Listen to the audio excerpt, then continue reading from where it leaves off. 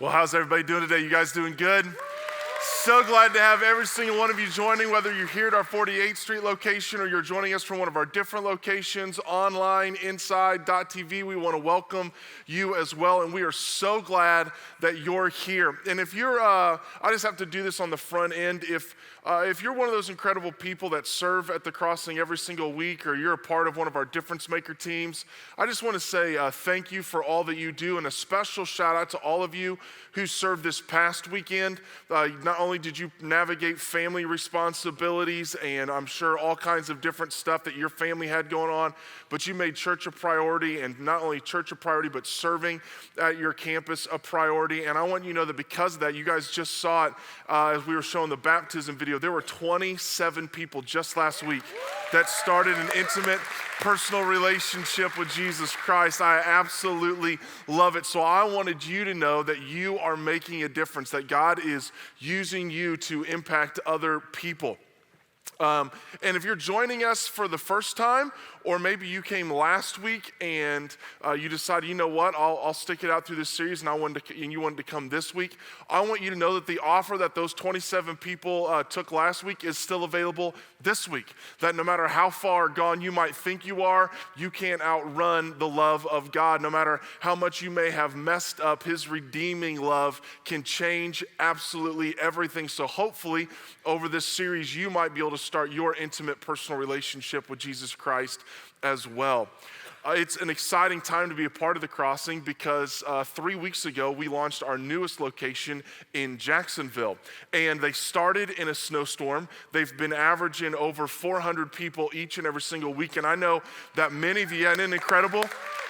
And I know that many of you want to be there, but you guys are faithfully showing up and serving at one of our different locations. So I wanted to give you guys an opportunity to check out some footage of our newest Crossing campus. So watch this video with me.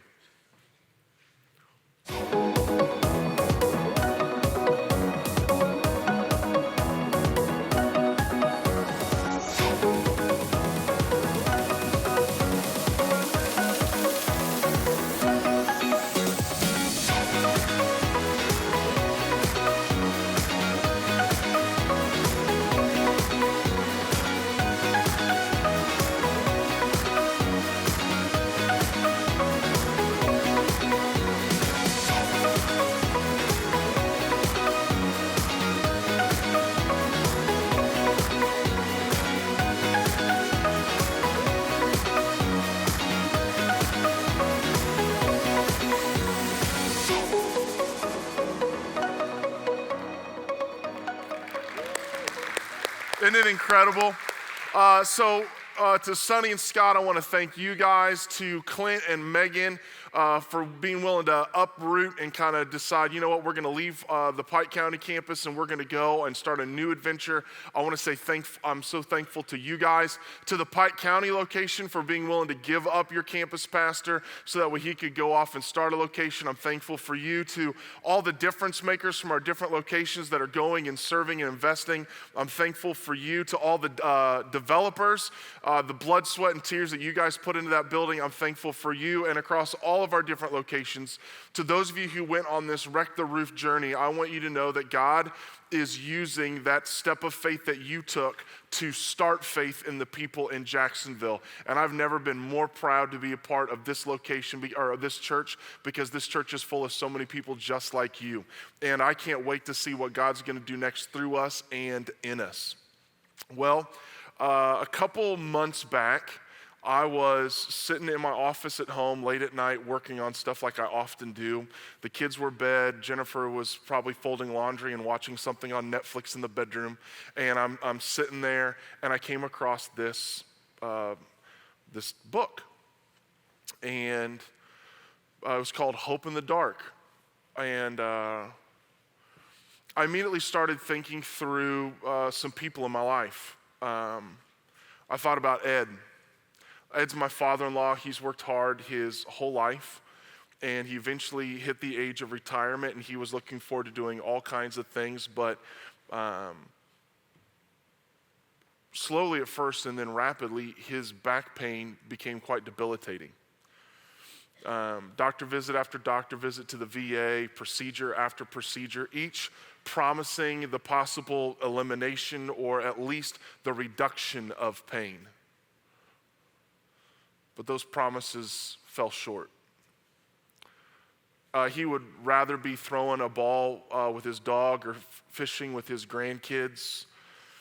But now it takes all the energy he has to get up from his bed and make it to his chair where he spends his days. I watch him grimace and wince in pain even when he doesn't move. The pain is constant. So he wakes up, he goes to his chair, and he switches between watching TV and reading the Bible or reading a book about the Bible. And that's his life. I thought about Cindy. Cindy is the mother-in-law of one of our campus pastor's wives, Jessica. She's a dear friend of Jennifer and I. And her mom was diagnosed with an autoimmune disorder. And when she was diagnosed with that, she was given a year to live. That was 10 years ago. And what this disorder does is it causes her body to attack itself. So she's gone through kidney failure, she's had a heart attack, and then 2 years ago, she was diagnosed with breast cancer. While I'm thankful that this past October, her cancer was put into remission, she still has to fight the daily battles of the autoimmune disorder. Her and her husband were looking forward to retirement. They were supposed to be going on trips and vacations and exploring the world and spending time with grandkids, but now her trips consist of every 4 weeks she drives 2 hours to spend all day at a hospital for infusions. She can't stand on her own power and hold her newest grandbaby. She can barely make it through a day. For recreation, her husband puts her in the wheelchair and pushes her around the block in Chicago.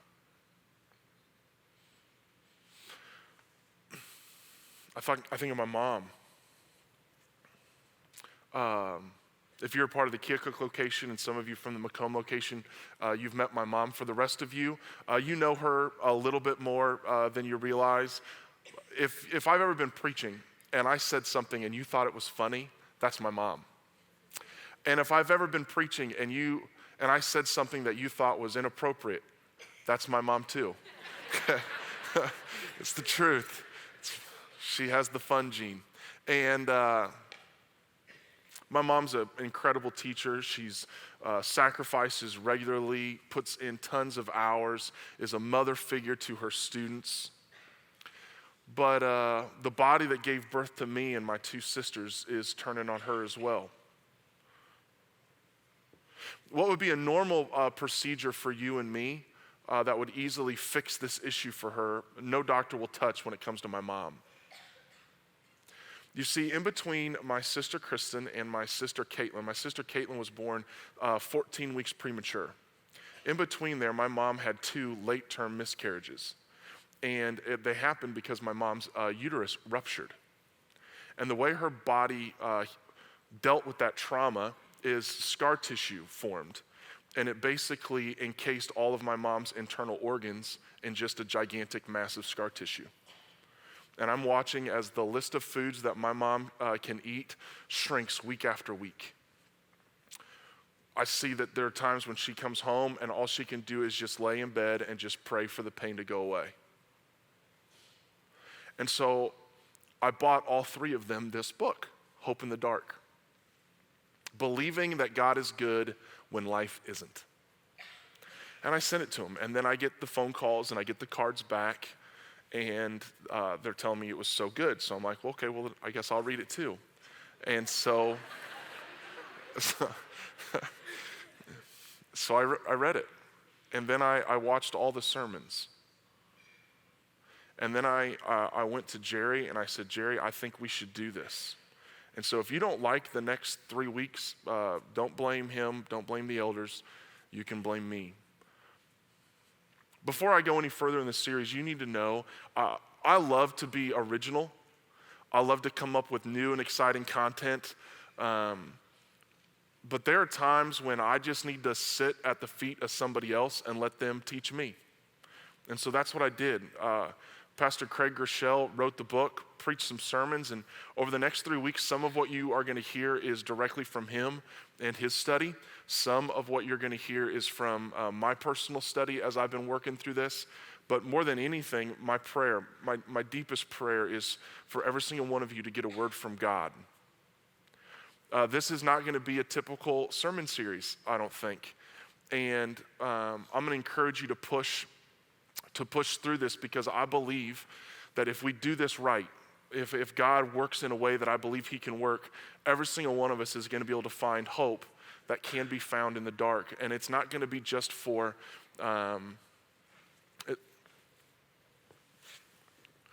about fell and broke myself right there.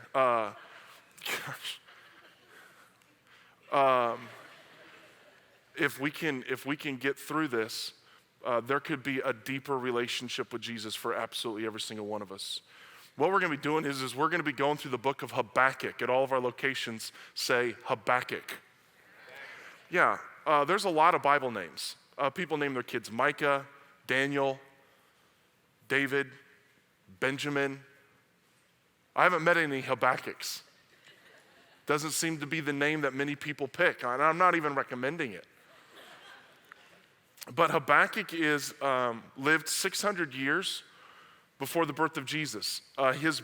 There's a book about him and his interaction with God that goes by the same name. It's called Habakkuk. It's in the Old Testament. If you actually have a real Bible, one that you turn through, you'll barely be able to find it. It's like 3 pages in your Bible. It just disappears as you're flipping through the pages. And he was struggling with God. He was struggling with what he saw in the world. And so if you're at one of our different locations and you're in pain, you're going through a difficult situation, there's a broken or challenging relationship that you're trying to figure out how to navigate, you're sick, you're tired, you're weak, you're frustrated, you're ticked, this series is for you. This series is also for all of you who know somebody who's in one of those spots. That maybe God would be able to take what we're going to learn during this series and use you as a change agent to bring hope into the darkness of their lives. And so for the next 3 weeks, this is going to be our journey. And I'm hoping and I'm praying that it will be a transformative journey for all of us. And so at all of our locations, before I start preaching this message, I just need to know if you're in, if you're ready. So I'm just going to ask if you're ready, or I just want you to say, I'm ready. 1, 2, 3. Ready. All right, I'm going to take that as a promise. While most prophets in Scripture, they would listen to God and then they would speak to the people. Habakkuk does something different. He sees what's happening to the people and he talks to God. And to be honest with you, Habakkuk is frustrated. He is watching and observing everything that he sees happening in the land, the pain, the corruption, the strife, and he is frustrated with God. This is what he says at the very beginning of his book. How long, O Lord, must I call for help, but you do not listen? Or cry out to you violence, but you do not save? Why do you make me look at injustice? Why do you tolerate wrong? Destruction and violence are before me. There is strife and conflict abounds. Have you ever been there? Looked out the window of your life and observed things, gone to work and experienced things, picked up the phone only to hear devastating news. It's frustrating. Habakkuk doesn't get it. He knows that God could do something, but for some reason, God doesn't do something. Have you ever wondered, where is he? What's the purpose of us talking about how good you are if I never get to see or experience your goodness?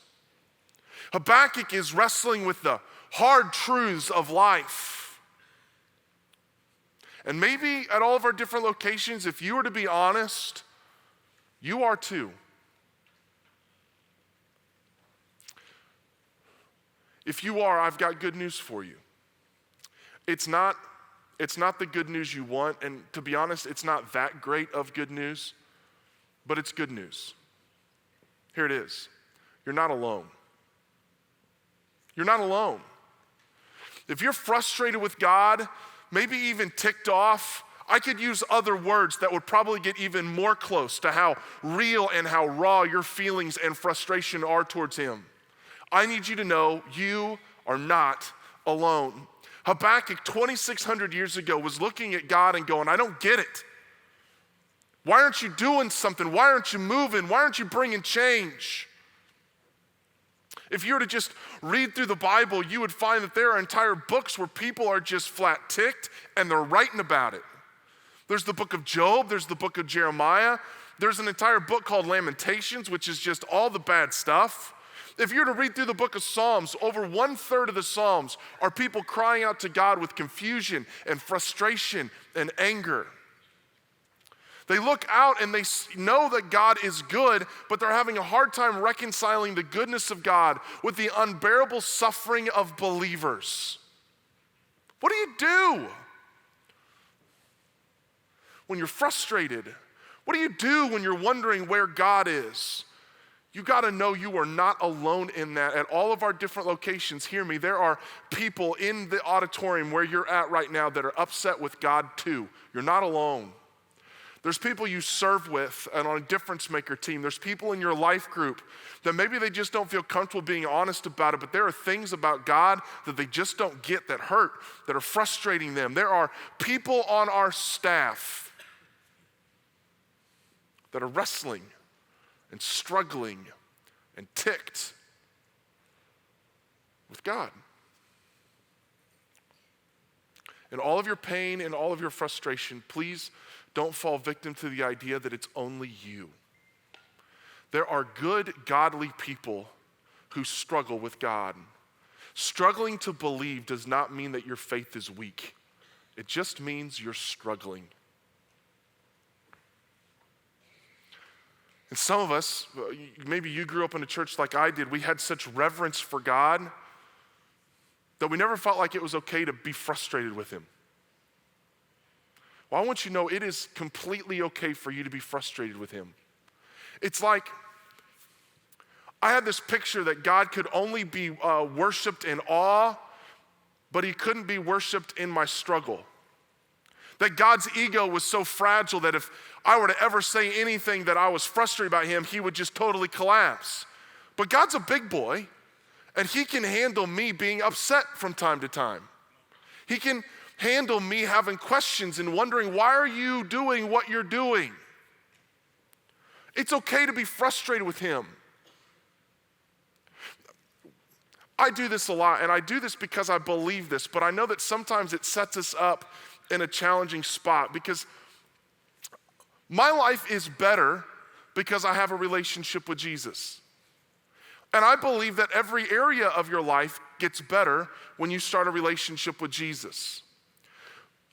But that's a principle, that's not a promise. Here's what I mean. You could start your relationship with Jesus and your marriage gets infinitely better. And I've seen that happen. But then others of you are gonna start your relationship with Jesus and then later on your marriage will fall apart. It's a principle. God will move in your marriage, but there's a lot of different factors that play into it. And so when we go into this relationship with God thinking that everything's gonna be hunky-dory from there on out, and then when things aren't hunky-dory, we start to go, what's wrong? What's defective about me or what's defective about my God? My life is better because I have a relationship with Jesus, but it isn't easier. Because to be in a relationship with Jesus Christ is to embrace a certain amount of suffering. It doesn't make you exempt from suffering. Listen to what it says in Galatians. Carry each other's burdens, and in this way you will fulfill the law of Christ.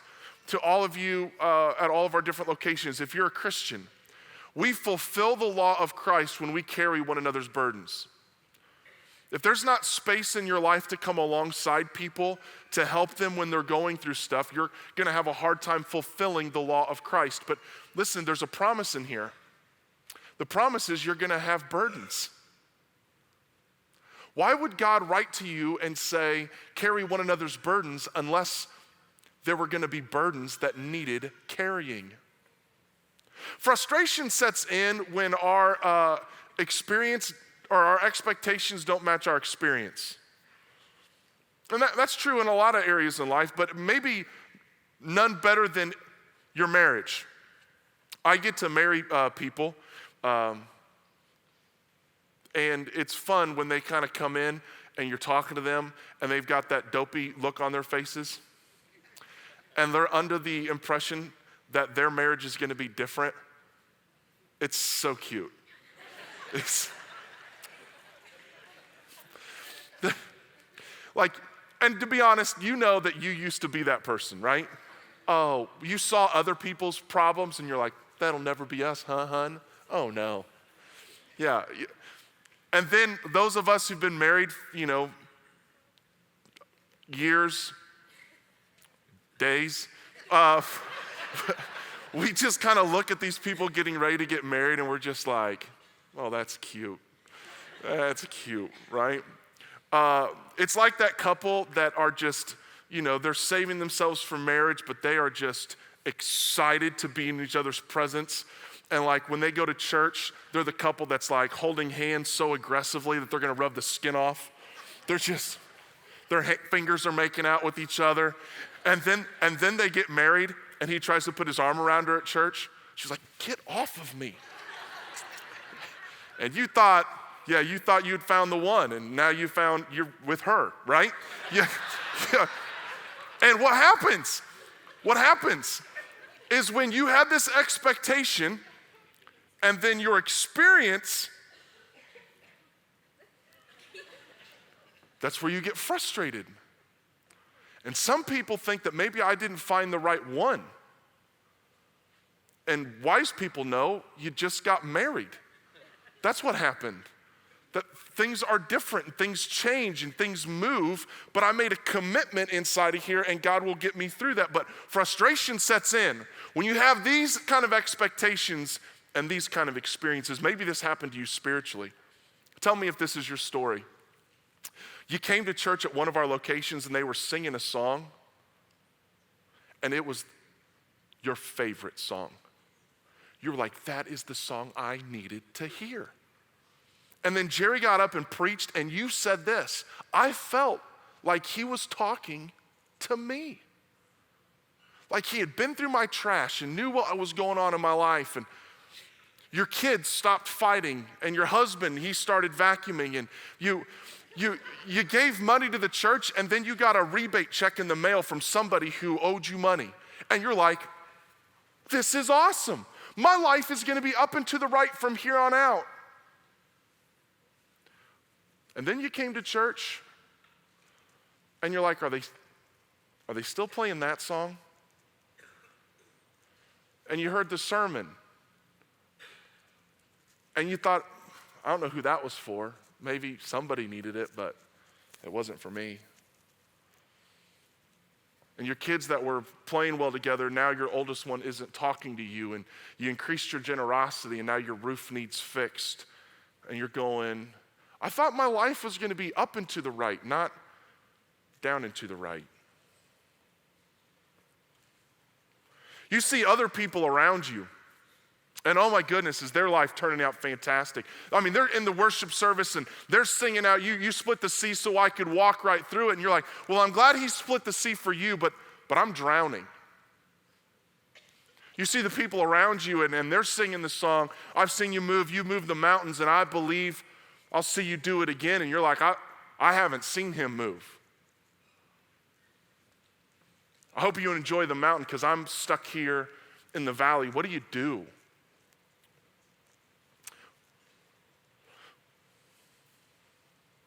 What do you do when you get frustrated with God? Maybe it's not something that God did in your life. Maybe it's what God didn't do.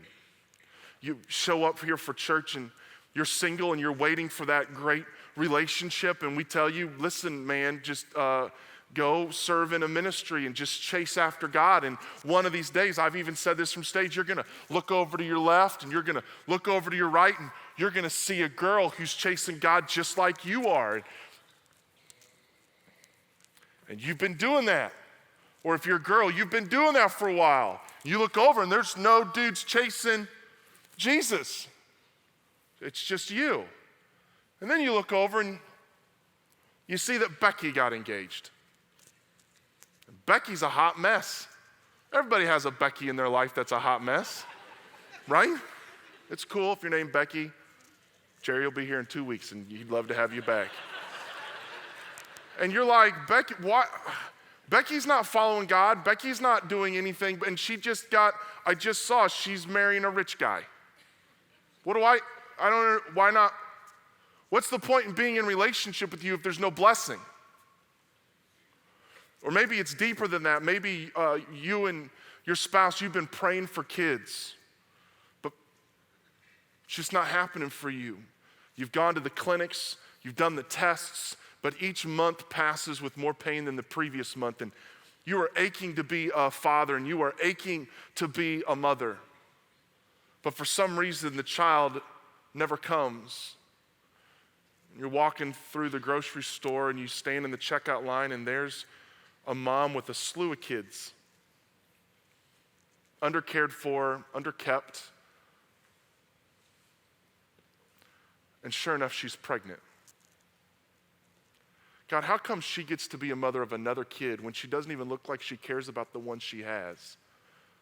And I have to go home by myself. What do? Habakkuk is like, what is going on? He's saying, why do you make me look at injustice? Why do you tolerate wrong? Destruction and violence are before me. There is strife and conflict abounds. Therefore the law is paralyzed and justice never prevails. God, you don't care. You're not doing something even though I know you can, and what you are doing just doesn't seem fair. What do you do when you're frustrated with God? Jerry talks about this book, and so did Pastor Craig, Experiencing God. And Willard Blackaby, in the middle of that, he says that every Christian is going to go through a crisis of belief. We are going to come off of this mountaintop experience, and then there's going to be this moment where we have to wrestle through the hard things of God. And we all will face that journey at some point in our life. So either you have faced this crisis of belief, or you will face this crisis of belief. And when we hit that moment, there are three options. Some of us, we deny the problem. We act like it doesn't exist. We're too afraid to ask those questions or pray the prayers of questions because we're worried that our faith could fall apart and there'll be nothing left. Others, it's in that moment that they choose to just deny God. Man, I tried God, I tried the church, and nothing changed. I'm out. But the third option that every single one of us have is to wrestle, to embrace, to push through and challenge ourselves to try and hold on and hang on and move forward in this relationship with Him. Look at what it says in James. Consider it pure joy, my brothers, whenever you face trials of many kinds, because you know the testing of your faith develops perseverance. Perseverance must finish its work so that you may be mature and complete, not lacking anything. Too many people walk away from God instead of wrestling with God. And it's through that wrestling that He's going to mature us. He's going to complete us. He's going to make sure that we're not lacking anything. God would rather have you yell at Him, be mad at Him, question Him, than walk away from Him. Don't walk away from God. Wrestle with Him. And God finally responds. This is what He says in Habakkuk chapter 1, verse 5. Look at the nations and watch and be utterly amazed. For I am going to do something in your days that you would not believe, even if you were told. And this would be the part in a normal crossing sermon where I would start going, you are not going to believe what God is going to do. Even if I were to tell you, you wouldn't be able to understand it. That situation in your life, when God gets a hold of it, you would not believe what He's gonna do. When God puts that redemptive arm into you, don't have a job now, but you will. Because I think we read that and we think, man, this is great. He's gonna do something awesome. I sit across the table from people from time to time who will say things like, I wish that the church was deeper, or that we would get into the deeper things. Well, if that's the camp you're in, I want you to hold your breath, because we're going all the way to the deep end of the pool. because you're going to need a deeper faith to keep reading. A shallow faith would stop. A deep faith keeps reading. This is what God's answer is. I'm raising up the Babylonians, that ruthless and impetuous people who sweep across the whole earth to seize dwelling places not their own. They are a feared and dreaded people. They all come bent on violence. This makes no sense. Habakkuk is going, I need you to move. I need you to solve the problems I see in the world, and God speaks. And Habakkuk doesn't like the answer. In fact, it's the exact opposite of what he had hoped for. Adrian Rogers, a famous preacher, once said, a faith that hasn't been tested can't be trusted. And I think many of us, if we were to be honest, we are in a spot in our life where our faith is being tested. Our reliance on God is struggling.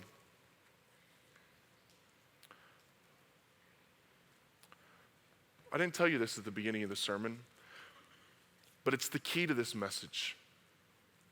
Do you know what the name Habakkuk means? Of course you don't. I didn't either. It means to wrestle. It means to embrace. Habakkuk is trying to wrestle with what he knows to be true about God and what he is experiencing in his life. Look what he does as he begins to wrestle. O Lord, are you not from everlasting? My God, my Holy One, we will not die. O Lord, you have appointed them to execute judgment. O Rock, you have ordained them to punish. Your eyes are too pure to look on evil. You cannot tolerate wrong. Why then do you tolerate the treacherous? Why are you silent while the wicked swallow up those more righteous than themselves? He is going, God, I know you're good. I know you're righteous. I know that the things you do are in the best interest, but God, I don't see it. I don't understand it. It doesn't make any sense here on earth. God, you're my rock. You're my cornerstone. There's no way I can get through things without you. But God, why won't you move in this situation? I'm tired of waiting. Where are you? He's wrestling. He's wrestling with what he knows to be true about God and what he is experiencing. What if honestly acknowledging your doubts was the first step to building a deeper faith? At all of our different locations, what if embracing your secret questions opens the door to a more maturing knowledge of God's character? What if becoming closer to God requires developing genuine intimacy with him, requires you to bear that which feels unbearable? What if it takes real pain to experience deep and abiding hope? You know what I want to do right now? I want to bring Ed up and him walk up those stairs without wincing in pain. Wouldn't that be great? Because that's what everybody wants right now. Wouldn't it be awesome if I brought Cindy up here and she could stand and I could place Harlow in her arms and she could just stand on her own power and hold her newest grandchild? Do you know how much I wish I could just bring my mom up and say she went to go find a doctor and to do the procedure, and he said he'll take a look at her, and they ran the tests and she's healed. Only God. That's not where I'm at. Ed's still in his chair. Cindy's still in a wheelchair. And my mom still hurts. And maybe that's where you are too. That's how chapter 1 ends. Habakkuk 1 ends with no answers, no resolution, no miracle, no solution. In chapter 1, we only learn one thing. Wrestle. Wrestle with God.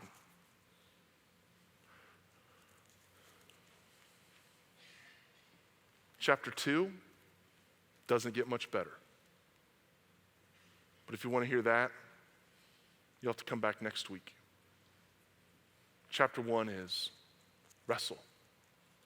Wrestle and embrace. We're moving to a time of decision. What up, YouTube family? Hope you guys enjoyed this week's message. I'm gonna encourage you guys to do 4 things today. 1, would you hit that like button and let us know that the content that we're producing is being a benefit to you and to your family? Second thing I'm gonna encourage you to do is hit that subscribe button so that we can start to coalesce and go on this journey together. The third thing I'm gonna encourage you to do is hit that bell button. That bell's gonna turn on your notifications, so every time we upload content, you'll be notified so you can join in with us as soon as possible. And then the last thing is, if you feel like you've been blessed to be a blessing and you don't give to another church, we would love to give you an opportunity to be generous with us as we try to be generous towards God. You can go into the description below and you can click that link for the Give app, and it will walk you through everything you need to do to make that a reality. We appreciate you, we love you, and God bless you.